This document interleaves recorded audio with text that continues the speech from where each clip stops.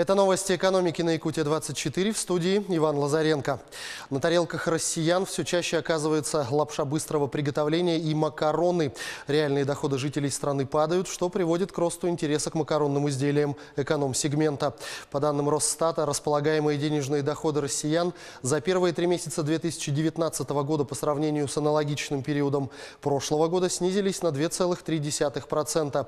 В среднем на душу населения в январе-марте приходилось 29 920 рублей.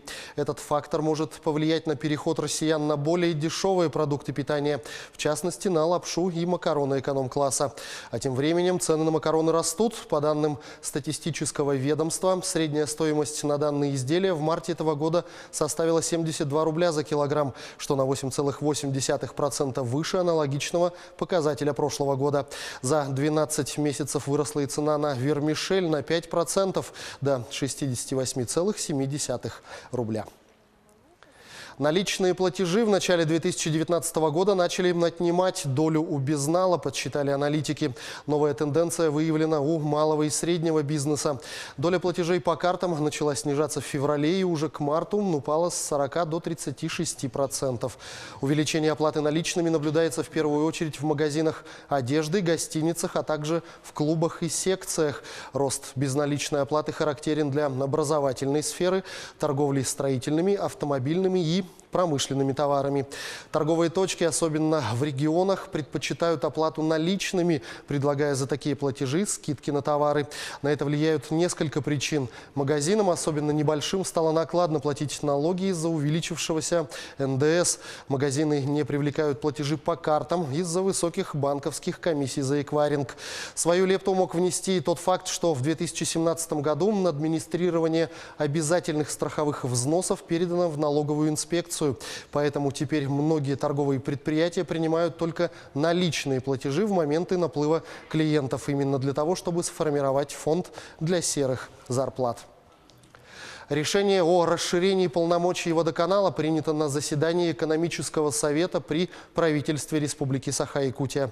Деятельность водоканала будет последовательно, поэтапно распространяться на районы вне города Якутска.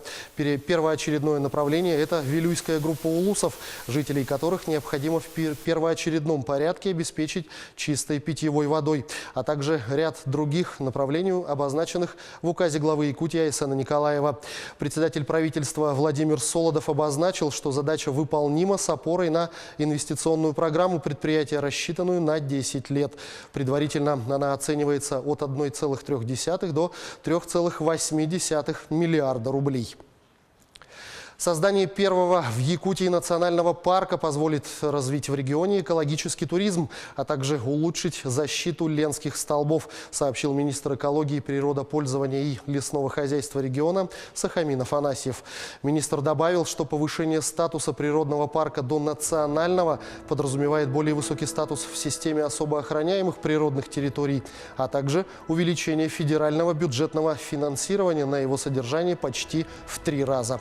Если сейчас оно составляет около 14 миллионов рублей в год, то с новым статусом ежегодный объем финансирования превысит 50 миллионов. По словам Афанасьева, парк является объектом, номинированным в список комитета ЮНЕСКО, а следовательно мировой достопримечательностью. В Якутии в рамках нацпроекта «Экология» предполагается создание 4 особо охраняемых природных территорий: Медвежьи острова в Нижнеколымском районе, Лаптево-Морский в Анабарском и Булунском районах, Кыталык в Алайховском районе и Большое Токко в Нерюнгринском районе. На этом пока все. Оставайтесь в курсе экономических событий на Якутия-24.